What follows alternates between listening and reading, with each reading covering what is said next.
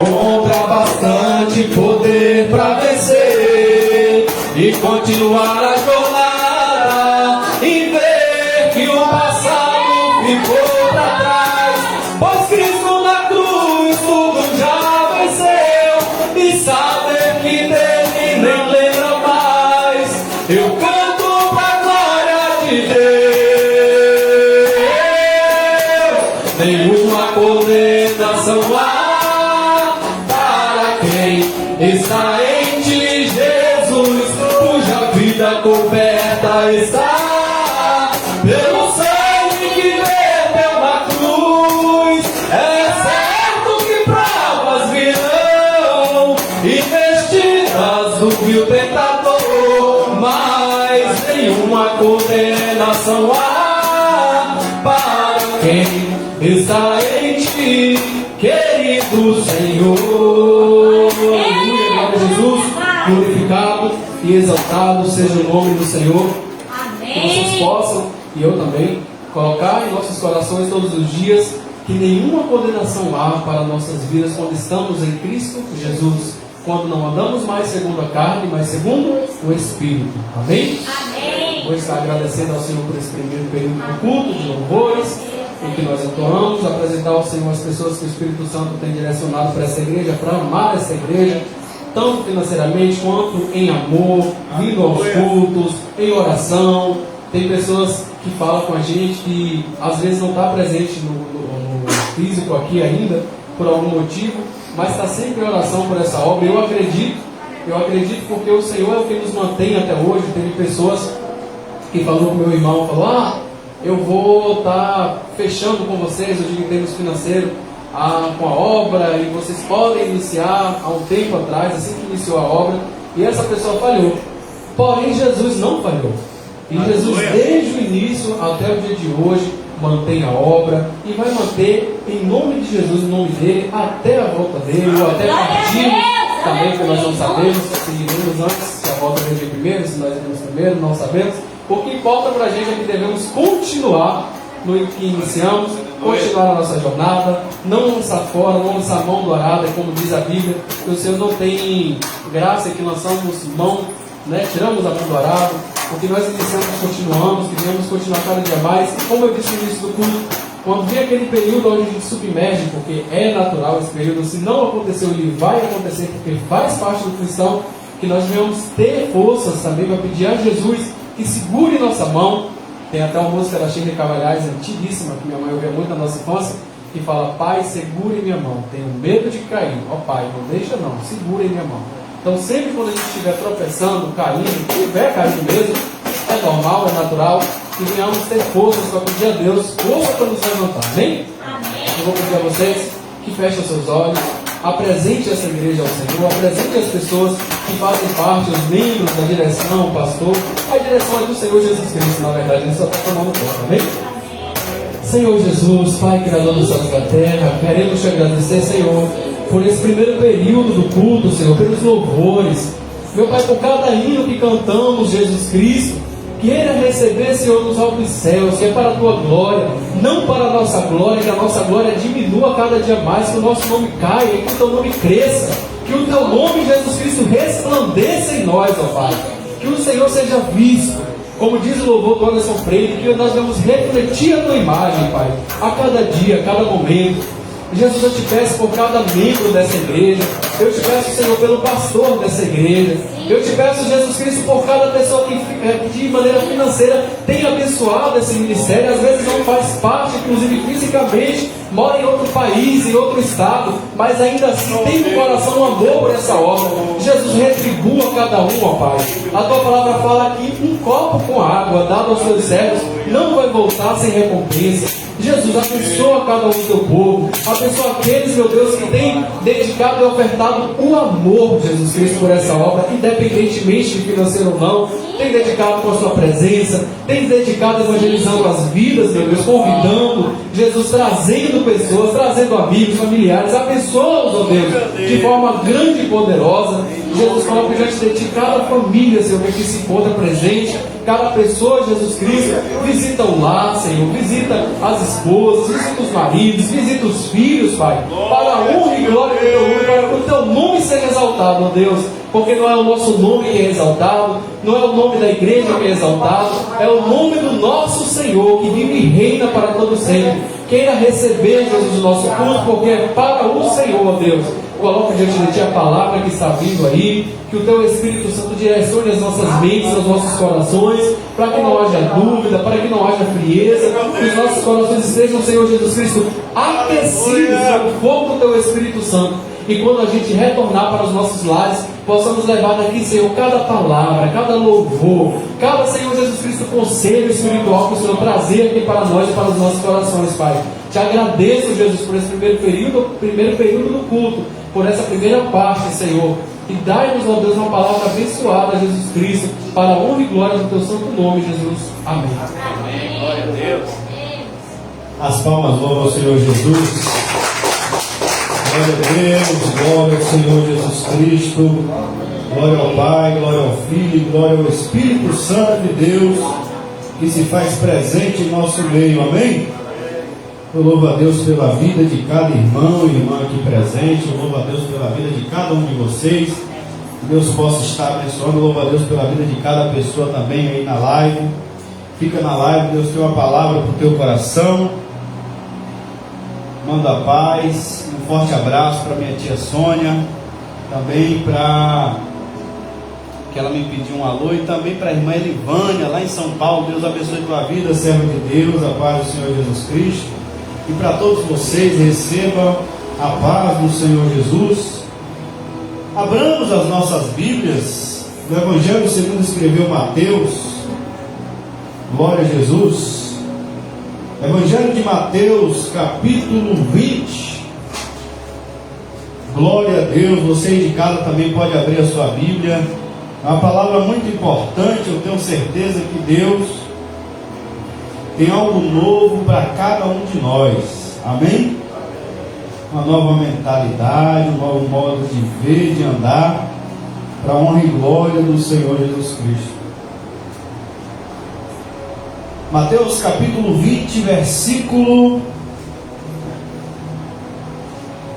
25 e 26, para termos mais clareza. Então Jesus, chamando-os para junto de si, disse: bem sabeis que pelos príncipes dos gentios são estes dominados, e que os grandes exercem autoridade sobre eles. Versículo 26.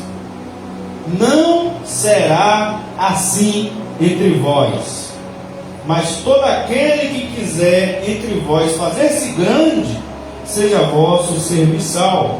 Versículo 27. E qualquer que entre vós quiser ser o primeiro, seja o vosso servo. Amém? Glória a Jesus. Glória a Deus. Louvado seja o nome do nosso Senhor Jesus Cristo. A ordem do Senhor Jesus Cristo é que nós, discípulos do Senhor Jesus, temos uma missão. Em Mateus capítulo 28, inclusive eu gosto de deixar a Bíblia aberta aqui, não como idolatria, mas eu gosto de deixar como um memorial diante do Senhor Deus. Quando eu oro nesse altar, eu deixo Mateus 28, a última parte, que é chamada a grande comissão, onde Jesus diz: ide fazer discípulos em meu nome, fazer discípulos de todas as nações, batizando-os em nome do Pai, do Filho e do Espírito Santo. E aí Jesus continua: ensinando-os a guardar tudo o que eu vos mando. É assim que a gente faz discípulos. Discípulos para quem? Para Jesus, porque a gente ensina tudo que Jesus manda. Então essa é a ordem para mim, essa é a ordem para cada um de nós que somos discípulos do Senhor Jesus Cristo. A ordem de nós fazermos outros discípulos. Eu tinha 8 anos de idade quando pela primeira vez eu nasci, vamos dizer assim, em berço evangélico. E com 8 anos de idade, pela primeira vez, diretamente a mim, Deus me deu um sonho. E nesse sonho, o Senhor me chamou. Eu tinha 8 anos de idade. Meu filho tem 6, eu era 2 anos apenas mais velho que ele. Isso faz pouco tempo, muito pouco tempo, gente. Eu tinha apenas 8 anos de idade, faz muito pouco tempo. E nesse sonho Jesus me deu um cajado nas minhas mãos, simbolizando o chamado pastoral. E eu saí, eu acordei, contei para minha mãe disse: meu filho, agradeça ao Senhor, agradeça a Deus. E amém, minha mãe guardou aquilo no coração, ela fez igual Maria, igual fala lá na Bíblia de Maria, que guardava as coisas no coração, ela guardou. Meu filho, agradeça ao Senhor, que bênção, amém. É o chamado de Deus na tua vida. Chegamos na igreja à noite, nesse dito dia, e havia um pastor nessa igreja, um pastor muito antigo, e ele desceu do púlpito antes de pregar, ordenado pelo Senhor Jesus Cristo. Ele desceu do púlpito antes de pregar a palavra. Ele disse: antes de pregar a palavra, o Senhor Jesus me manda, eu vim aqui saudar você, meu filho. Eu tinha 8 anos de idade. Ele estendeu a mão e disse: a paz do Senhor Jesus, pastor. Aí minha mãe disse: não, pastor, meu filho só tem 8 anos de idade. Ele disse: não, minha irmã, quem mandou eu saudar ele com a paz do Senhor e chamá-lo de pastor foi o Senhor Jesus Cristo. A senhora me desculpe porque a senhora é mãe dele, mas Jesus mandou eu fazer isso. Aí minha mãe falou: então é de Deus, porque ainda hoje ele me contou um sonho que ele teve, Jesus entregando para ele um cajado. Com 12 anos de idade, o mesmo sonho Jesus me deu. E de lá para cá, muitas promessas o Senhor vem fazendo e falando, e Deus me chamou antes ainda desse sonho. Quando meu irmão citou aqui que nós éramos crianças, íamos para a igreja, eu tinha a idade do meu filho mais novo, eu tinha 4 anos de idade. Eu me lembro como se fosse hoje, em uma sexta-feira da paixão. Eu tinha 4 anos de idade. Bons matemáticos saberão quantos anos eu tenho. No ano de 96, na sexta-feira da paixão de 96, me lembro como se fosse hoje. Eu tinha 4 anos. E pela primeira vez na minha vida, a mensagem da cruz entrou no meu coração. E enquanto o pregador pregava sobre a morte de Jesus Cristo, sobre a crucificação de Cristo, eu cá do banco comecei a chorar, porque na minha mente assim passava a imagem. Eu comecei a chorar, sentindo. E a partir daquele dia, eu tinha 4 anos de idade, a partir dessa sexta-feira, todo culto, assim como hoje estamos reunidos, a parte mais importante, eu sempre gostei da parte dos louvores, mas desde essa época meu irmão vai lembrar que eu digo, a parte mais importante para mim é a parte da palavra de Deus, porque nesse dia eu fui chamado, com 4 anos de idade, para o ministério da palavra. E eu sentava com 4 anos de idade e prestava atenção em cada palavra que o pastor, que a missionária, que pastor, que pastora, que alguém pregava. Eu prestava atenção em cada versículo, eu prestava atenção em cada texto. Com 6 anos de idade, entramos na escola, eu e meu irmão, fizemos um voto com o Senhor. Na época nós tínhamos uma biblinha do Novo Testamento desse tamanho, aquela pequenininha que distribuía. E nós tínhamos uma daquela para ir para a igreja. E aí nós entramos na escola, eu entrei com 6, ele entrou com 5 anos de idade. E fizemos um voto com Jesus. E falamos: Jesus, se o Senhor nos ensinar a ler e escrever, nos dê graça, nos dê sabedoria. E minha mãe ensinou a gente a orar. Falou: meus filhos, peça para Jesus dar sabedoria para vocês, igual Jesus deu para Daniel na Babilônia. Peça para Jesus dar sabedoria, igual ele deu para Salomão. E nós pedimos. Com uma semana, eu e meu irmão Eliel, nós já sabíamos ler e escrever para a glória de Deus. Uma semana de aula. Uma semana. E o nosso voto era: assim que o Senhor nos fazer aprender a ler, eu vou ler tua palavra. Com uma semana, eu já sabia ler para a glória de Deus, meu irmão Eliel também. E nós cumprimos o voto. Pegamos a biblinha do Novo Testamento, que era o Novo Testamento inteiro, e tinha Provérbios e Salmos. Eclesiastes, se eu não me engano. Tinha Eclesiastes, Provérbios e Salmos. Era Eclesiastes, Provérbios e Salmos. Eram os 3 livros do Antigo Testamento nessa biblinha do Novo Testamento. E eu me lembro que eu li toda ela também em uma semana. Ou seja, com 15 todinho. E meu irmão também. Mas eu me apaixonei. Até hoje eu fico admirado com a criança que eu era. Não querendo, não exaltando, mas é incrível, eu fico bestificado como a criança se apaixona pelo livro de Eclesiastes. Eu me apaixonei pelo livro de Eclesiastes. Vaidade de vaidade, diz o pregador, tudo é vaidade. Há tempo de colher, tempo de plantar. De tudo que se tem ouvido, o fim é: teme a Deus e guarde os seus mandamentos. Esse é o dever de todo homem. O melhor da vida é comer, beber, se alegrar.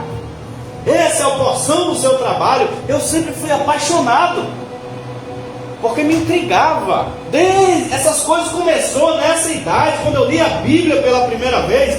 Os pensamentos sobre a vida começaram a me intrigar.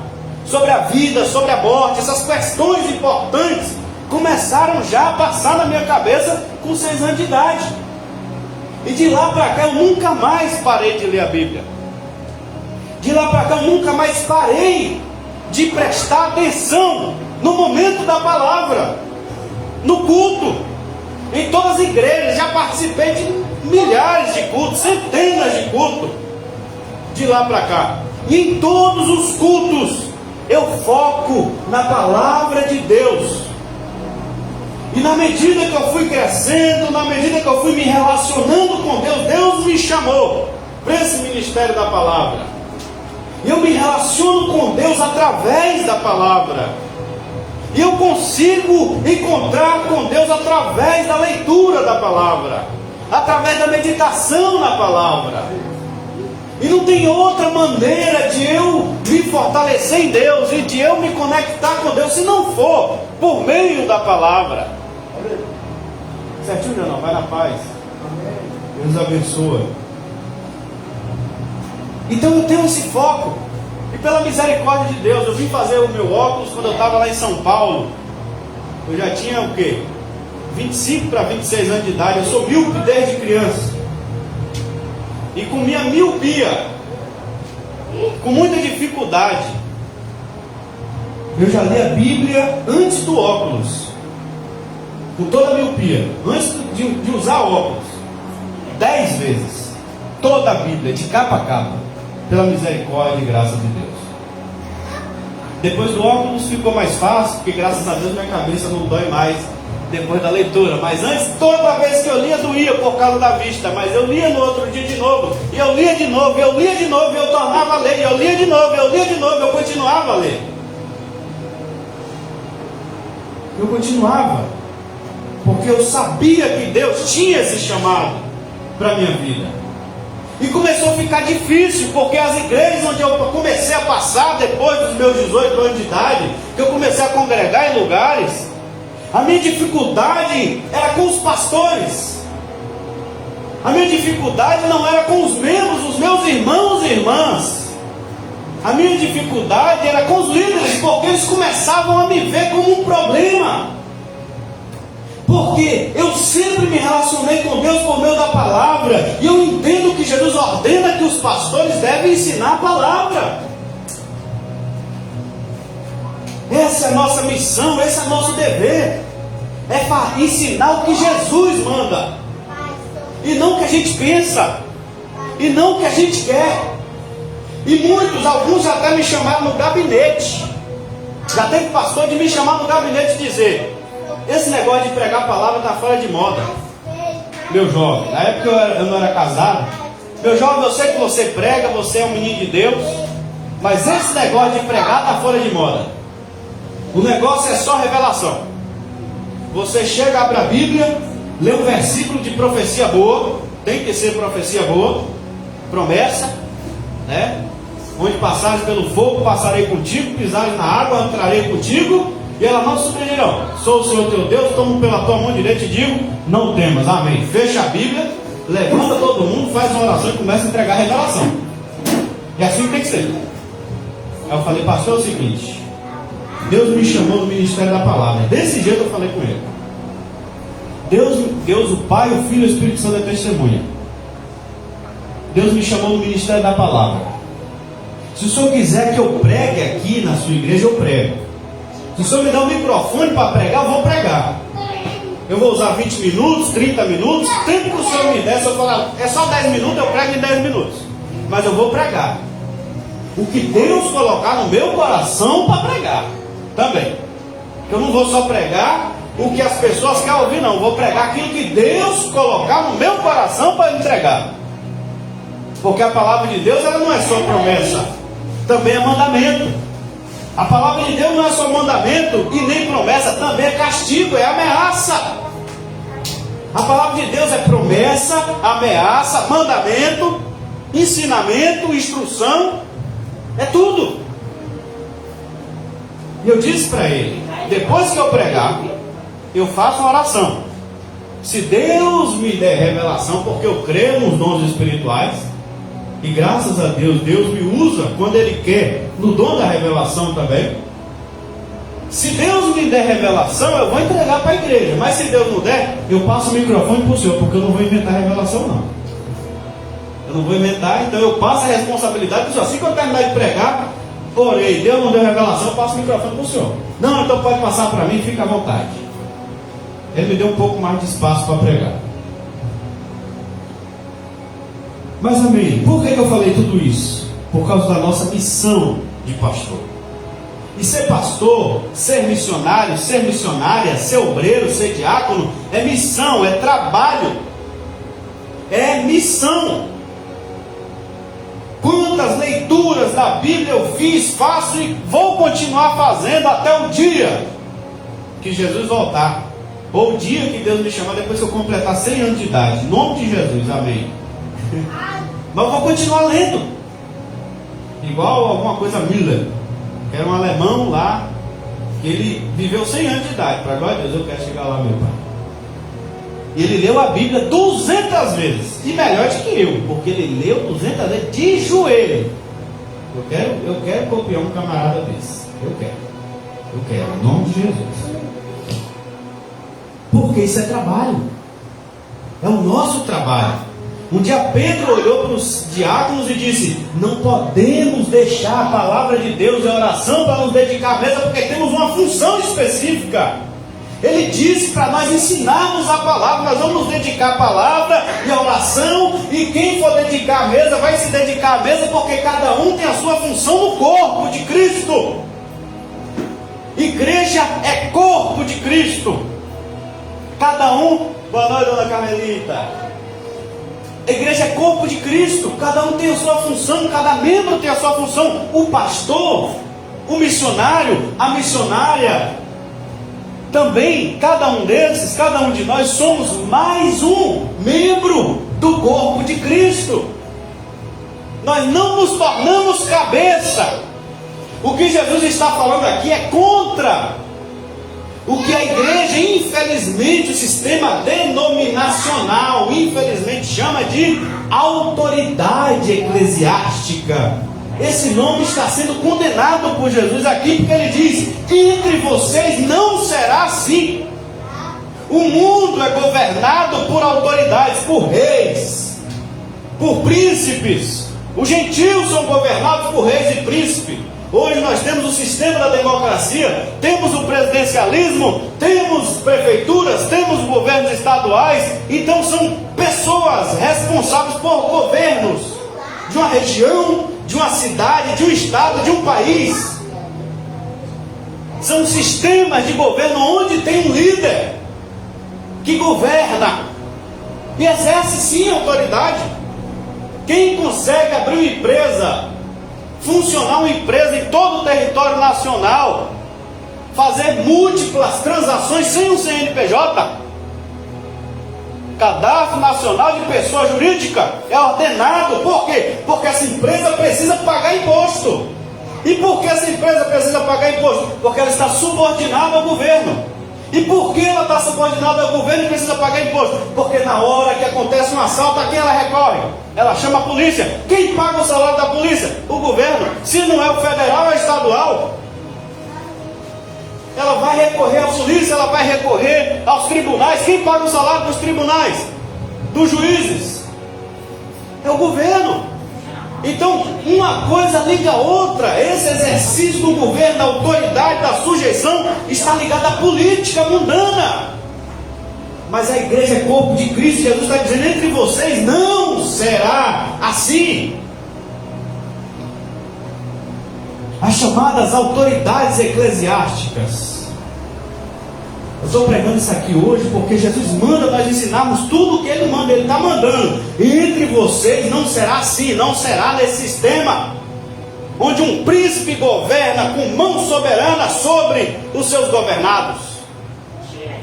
Um pastor, um missionário, uma missionária é um escravo de Jesus Cristo trabalhando em favor das ovelhas. Deve se dedicar à palavra, deve se dedicar à oração, ao aconselhamento, mas não deve exercer autoridade de príncipe, de líder.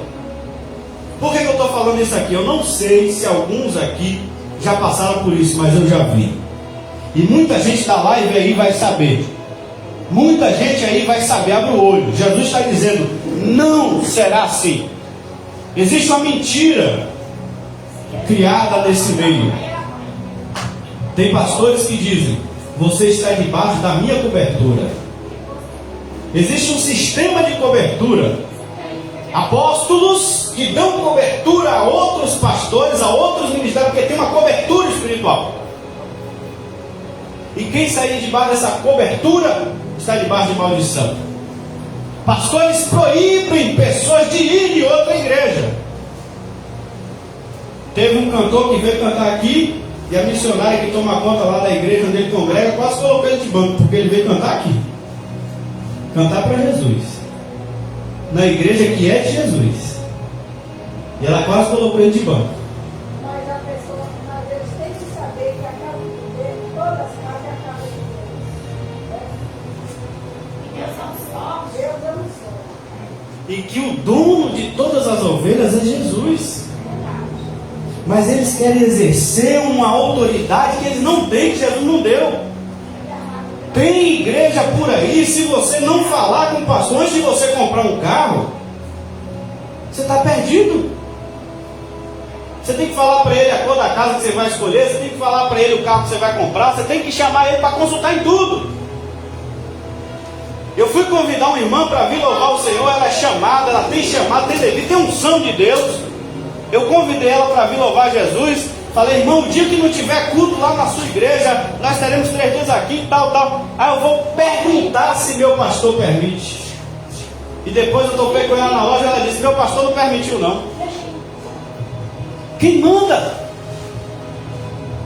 Jesus está dizendo: ninguém manda em vocês, ninguém manda em ninguém. Jesus é o cabeça. Ah, pastor Brian, mas agora o senhor está ensinando insubordinação. Vamos para Hebreus 17, pastor. O senhor está ensinando uma coisa errada. Minhas ovelhas obedecem o que eu falo, sim. O que eu mando, que eu ordeno. Se vai, eu deixo. Se não deixa, eu falo, não vai. Eu boto de banco quem não for, quem for.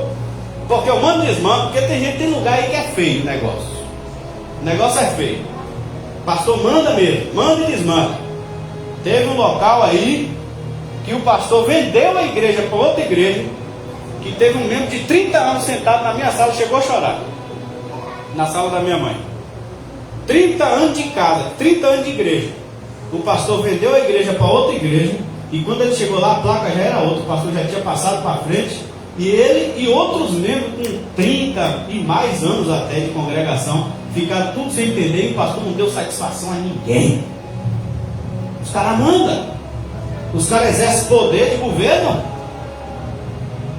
A gente fica sabendo o que nossa prefeita faz ou deixa de fazer? Não, ela toma as decisões. O governador toma as decisões, junto com os deputados, a prefeita com os vereadores, o presidente com os deputados e senadores. A gente fica sabendo o resultado depois. Eles que tomam decisões. Mas Jesus está dizendo: na igreja não é assim não. Na igreja só tem um que responde, que é o cabeça, que é Jesus Cristo. Ninguém pode mandar. Agora aqui, vamos para Hebreus 13, versículo 17, rapidamente, para a gente fechar.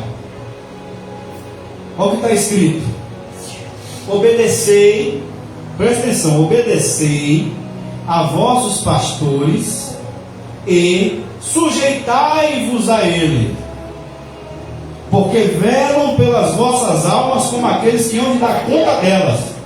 para que o façam com alegria e não gemendo, porque isso não vos seria útil.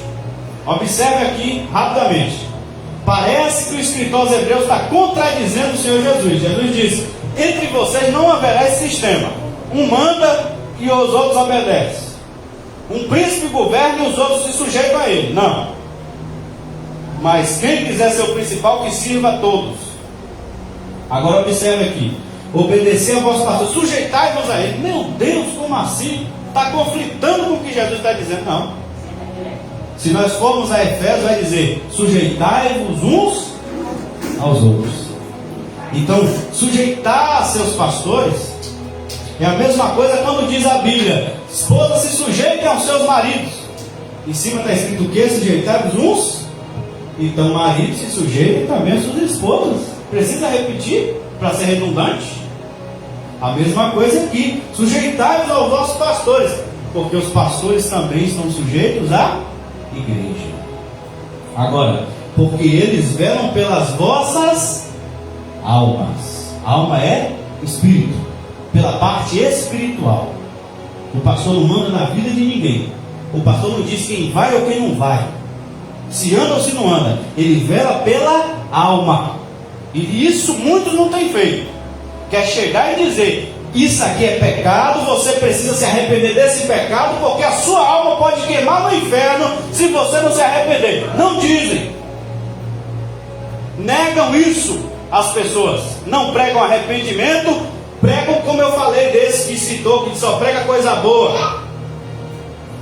E depois entrega um monte de revelação de porta abrindo, de cadeado sendo quebrado, corrente sendo quebrada, mas não desperta as almas que estão caminhando para o inferno, sobre pecados grotescos que estão praticando e precisam se arrepender. Não ensinam o que Jesus manda, querem apenas dizer das promessas. Observe que a principal promessa já foi tirada do meio deles. Quase não se prega mais sobre a volta de Jesus Cristo. Muitos nem creem que Jesus vai voltar. Muitos nem pregam mais sobre a segunda vida, sobre o céu, porque essa é a promessa das promessas, e está escrito que para entrar lá tem que se santificar. Segue a paz com todos e a santificação, sem a qual ninguém verá o Senhor. Eles velam pelas vossas almas, como aqueles que hão de dar contas dela. Agora vamos para complemento, rapidamente, só para fechar, para vocês verem que a Bíblia não se contradiz, ela se complementa. E esse excesso que muitos pastores têm usado, que muitos meios evangélicos têm usado para manipular as pessoas, para querer ditar o que a pessoa pensa, o que a pessoa faz, foi uma coisa tão ridícula. Eu falei aqui sobre a antipolítica de Jesus. Jesus é tão contra a política que até essa ordem ele deu: não sejam assim. Ele quer a política fora da igreja. Eu citei aqui a política, mas eu poderia ter citado futebol, que eu preferia até mais, para não ser confundido. Porque uma coisa é a igreja, política é política, igreja é igreja. Nas eleições anteriores nós vimos pastores mandando os membros em quem votar, ordenando em quem votasse e em quem não votasse, com sentença de inferno, inclusive. Os caras exercendo um poder tão grande, uma autoridade tão grande, que é quase literalmente igual a uma manada de rebanho, querem transformar o povo de Deus em gado, literalmente. Isso pertence ao diabo, porque tudo que vai contra o que Jesus ordena é diabólico, é satânico.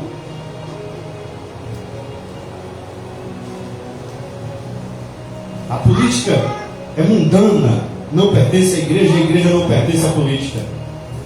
Eu concordo com o missionário Davi Miranda, que já disse há algum tempo atrás: os pastores que são envolvidos com política são pastores endemoniados. Eu assino embaixo nessa frase que Davi Miranda disse. São pastores endemoniados. Pastores envolvidos com políticas são pastores endemoniados. Igrejas metidas com política é uma igreja derrotada por Satanás, porque Jesus ele é anti. A igreja não se mistura nem no sistema, nem no modelo. Jesus não quer. Ele diz: no mundo funciona assim, esse sistema lá, monárquico. Entre vós não será assim. Não será assim. Vamos aqui, 1 Pedro 5. Aos presbíteros, pode-se dizer pastores, que estão entre vós, admoesto eu, que sou também presbítero com eles, e testemunha das aflições de Cristo e participante da glória que se há de revelar. Presta atenção, em nome de Jesus. Apacentai o rebanho de Deus que está entre vós, tendo cuidado dele, não por força, mas voluntariamente, nem por torpe ganância, mas por ânimo pronto, nem como tendo domínio sobre a herança de Deus, mas servindo de exemplo ao rebanho. A função do pastor é servir de exemplo ao rebanho, não é dominar as ovelhas de Deus, mas servir de exemplo, de modelo. O que infelizmente tem envergonhado a nossa nação são centenas de pastores imundos. O que tem envergonhado aqui na nossa cidade, o irmão Creto já sabe dizer, de gente que pediu pix para orar por ele. Não foi, Carol? Pastores escandalizando, que não são exemplo para ninguém. Eu faço igual o Jó. Eu não tenho coragem de colocar eles perto do cachorro do meu avô Pitoco, porque arriscado é descorromper o cachorrinho. Eu não tenho coragem, eles não têm moral do cachorrinho do meu avô Pitoco. Eles não têm, porque eles não servem de modelo para ninguém. Pastores adúlteros, pastores prostitutos, pastores cobiçosos, pastores ladrões, pastores de tudo que não presta tem. Gananciosos, enganadores, inventadores de revelação, brincam com o Espírito Santo, brincam com o nome de Deus, e dizendo que são autoridade. Ai deles! 2 Pedro capítulo 2, o juízo de Deus está reservado para os tais e para as tais falsos pastores, falsas pastoras. O juízo de Deus está reservado.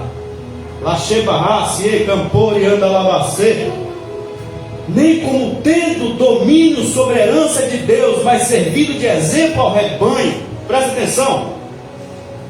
E quando apareceu o sumo pastor, esse sim é pastor, Jesus Cristo, o sumo pastor das nossas almas, esse é o nosso dono, Jesus Cristo. É Ele que diz: meu filho vai, meu filho vem, meu filho entra, meu filho sai, meu filho vai ali, meu filho volta aqui. É Jesus que deve mandar. Esse sumo pastor, quando ele aparecer, alcançareis incorruptível coroa de glória. Presta atenção, para vocês entenderem. Semelhantemente vós, mancebos, ou seja, jovens, tanto de idade como de tempo de evangelho, vocês que são novos, sejam sujeitos aos anciãos. E observe, sejam sujeitos aos anciãos. Anciãos aqui também pode ser pastores. Mas observe, e sede todos, continua o texto, e sede todos, sujeitos uns aos outros. Jovens sujeitos aos anciãos, e os anciãos sujeitos uns aos outros, e revestivos de toda humildade, porque Deus resiste aos soberbos, mas dá graça aos humildes. Humilhai-vos, pois, debaixo da potente mão de Deus, para que seu tempo vos exalte. É para todos essa mensagem de humildade e de humilhação diante do Senhor Jesus Cristo, porque só Ele é Deus. Jesus é contra o sistema pernicioso que há. Aqui não, porque nós cumprimos aqui o ensino que Jesus manda. Entre vós não será assim. Eu estou aqui trabalhando para Jesus, e todos vocês, eu também estou ensinando que devemos todos trabalhar para Jesus. Se vocês lembrar um pouquinho, na Santa Ceia, antes dessa, na outra, eu preguei em Mateus capítulo 20 sobre trabalhadores e diversas horas de trabalho. Eu disse que todos temos um trabalho, e eu disse até qual é o trabalho de todos nós para Jesus. Quem lembra do nosso trabalho para Jesus? Nosso trabalho é ter paciência, nosso trabalho é desenvolver o fruto do Espírito, e todos nós somos chamados. Não importa o tempo de trabalho, não importa o trabalhador que trabalhou o dia todo ou que trabalhou uma hora só, vão receber o mesmo galardão desde que trabalhe. Nenhum ocioso recebeu recompensa, mas quem trabalhou, e trabalhar é produzir o fruto do Espírito. Todos nós somos chamados a isso. Então todos nós estamos aqui trabalhando numa função de trabalho para Jesus. Então, Em muitos lugares por aí ensina o quê? Castas.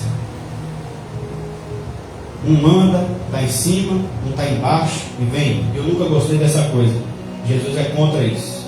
Negócio de hierarquia, autoridade eclesiástica. Diante de Jesus isso não existe. É serviço, é trabalho. Eu já disse para alguns pastores, antes de eu ser ordenado pastor, eu disse: há muitos pastores com credencial de pastor, mas já deixou de ser membro do corpo de Cristo há muitos anos. Mas não é mais membro do corpo de Cristo há muito tempo. Tem até a carteira de pastor, de missionário, mas não é membro do corpo de Cristo mais. Já está desligado, já está amortecido, só não sabe. Está igual aqueles que a gente está estudando no sábado, com as mentes queimadas de brasa, a consciência queimada. Nós todos somos membros de Cristo, membros uns dos outros. Não existe essa de oração mais forte e oração mais fraca. Todos nós temos o livre acesso ao caminho até Cristo. Entre vós não será assim. A porta está aberta para mim, a porta está aberta para cada um de nós. Eu contei um pouco do trabalho que Jesus tem feito na minha vida desde a minha infância até aqui. Um pouco. E eu sei que Deus tem muito mais. E eu sei que cada um de vocês que aqui estão tem um trabalho a fazer para Jesus. E eu sei que Deus também tem um trabalho a fazer na vida de cada um e que me assiste também. O que você precisa é abrir seus ouvidos para Jesus e deixar o sumo pastor guiar a tua vida, e deixar Jesus Cristo ser o teu cabeça, e deixar que Jesus te guie, e deixar que Jesus dirija teus passos. Não deixar que o homem mande de você. Não deixar que o homem mande, mas deixar que Jesus te guie. Amém? Nunca permite isso. E onde você vê, você diz: ó, está errado. Jesus manda não ter esse sistema na igreja. Isso aí está errado. Amém? Só Jesus Cristo é o cabeça. A gente deve obedecer os pastores que estão fazendo o quê? Ensinando o que Jesus manda. Que aí eles têm autoridade. Nós, quando nos sujeitamos, que a Bíblia manda, estamos sujeitando a Cristo. Porque se ele está ensinando o que Jesus está mandando, aí outros 500. Vamos fazer igual Lutero. Lutero chegou diante da Igreja Católica, quando ele leu a Bíblia, ele se sujeitou a Jesus Cristo como cabeça dele. E ele queimou a bula papal. Quando enviaram excomungando ele, ele queimou aquilo e falou: o cabeça da igreja é Jesus Cristo, não é o Papa de Roma. Ele queimou aquilo. E ele se sujeitou a Cristo. E aí a igreja pegou ele, a Santa Inquisição na época, e falou: você vai renunciar ao que você escreveu. Você vai renunciar. E ele disse: vocês vão ter que, pelas escrituras, me provar que eu estou errado. Vocês vão ter que abrir a Bíblia aqui e mostrar que eu estou errado. E a própria Bíblia vai ter que me corrigir. Porque minha mente está cativa da Bíblia. Minha mente está cativa das escrituras. Não é você que vai me dizer o que é certo e o que é errado. É a palavra. Essa é a verdadeira liberdade desse sistema denominacional falido, caído, diabólico e demoníaco, que jaz no maligno, porque é um sistema mundano. E o mundo jaz no maligno. Que o Senhor nos livre, que o Senhor nos liberte. Amém? E que a fúria de Satanás caia por terra em nome do Senhor Jesus Cristo. Que todo principado e potestade caia por terra em nome do Senhor Jesus Cristo. Bata e retirada em nome do Senhor Jesus Cristo. Vamos agradecer ao Senhor por essa palavra. E você que está aqui nesse momento, feche teus olhos. Você precisa servir a Jesus. Você já serve, mas eu digo no serviço especial que Jesus tem para você. Você que Jesus chamou para louvar, se dedica ao louvor. Você que Jesus chamou para orar, se dedica à oração, é teu serviço. Você que Jesus chamou para repartir o pão, reparta. Você que Jesus chamou para educar, eduque. Você que Jesus chamou para ensinar, ensine. Você que Jesus chamou para fazer qualquer obra,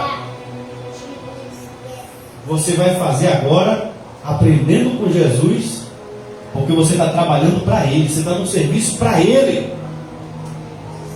Jesus nos chamou como servos. Servos dele. Ele é o Senhor. E você tem que respeitar essa autoridade dele.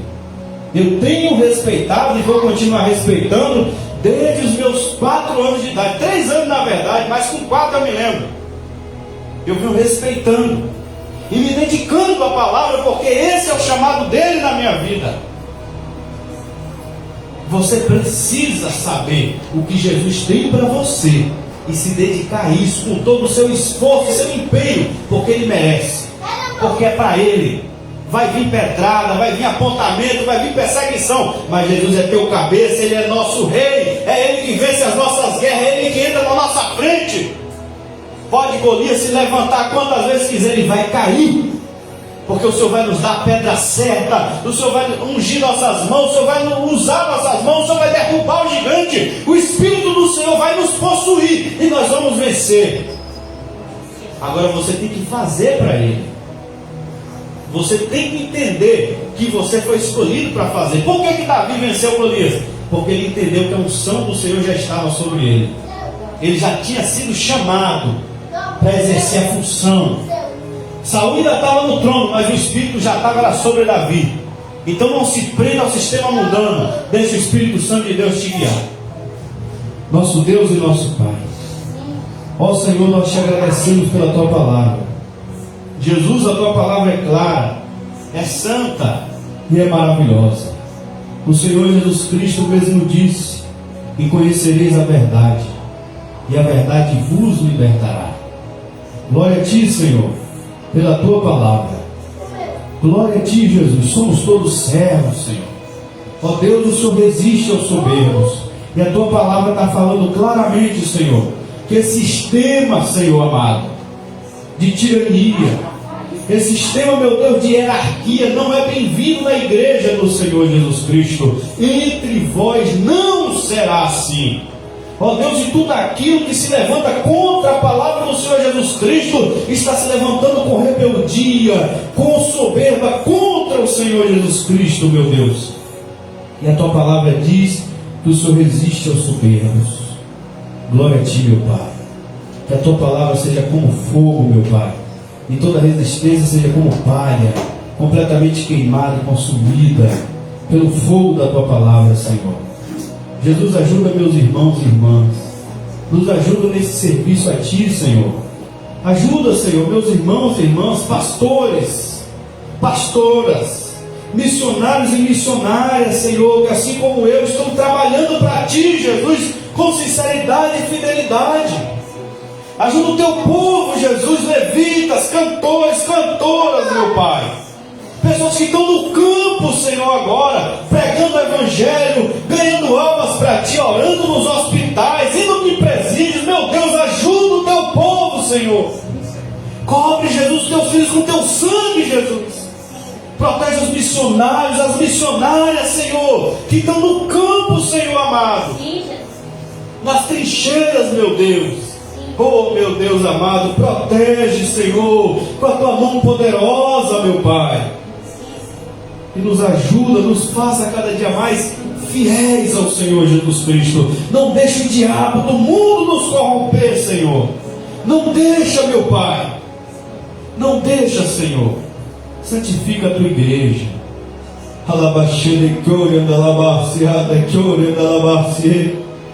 Deus abençoe este ministério, essa obra, para que venha crescer, meu Deus, na graça, no conhecimento, para que venha crescer em número, sim, meu Pai, mas sempre na fidelidade ao Senhor Jesus Cristo.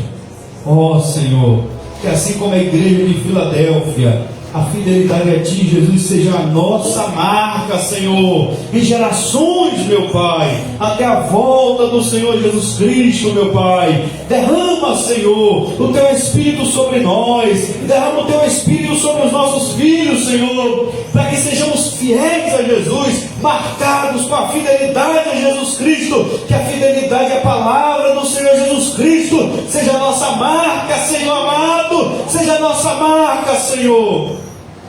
Porque a tua palavra diz: tendo pouca força, guardaste a minha palavra e não negaste o meu nome.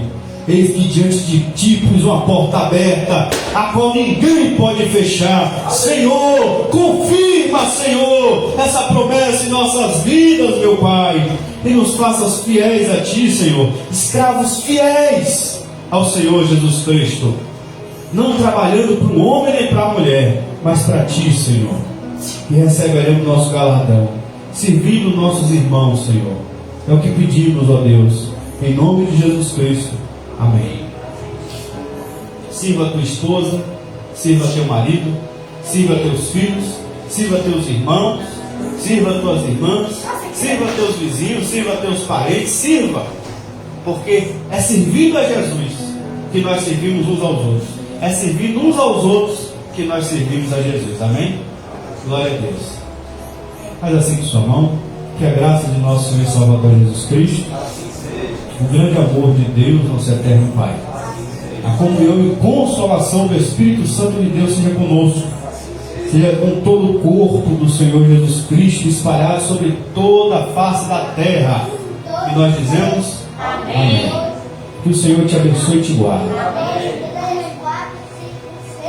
Que o Senhor faça resplandecer a luz do seu rosto sobre ti. Que o Senhor tenha misericórdia de ti.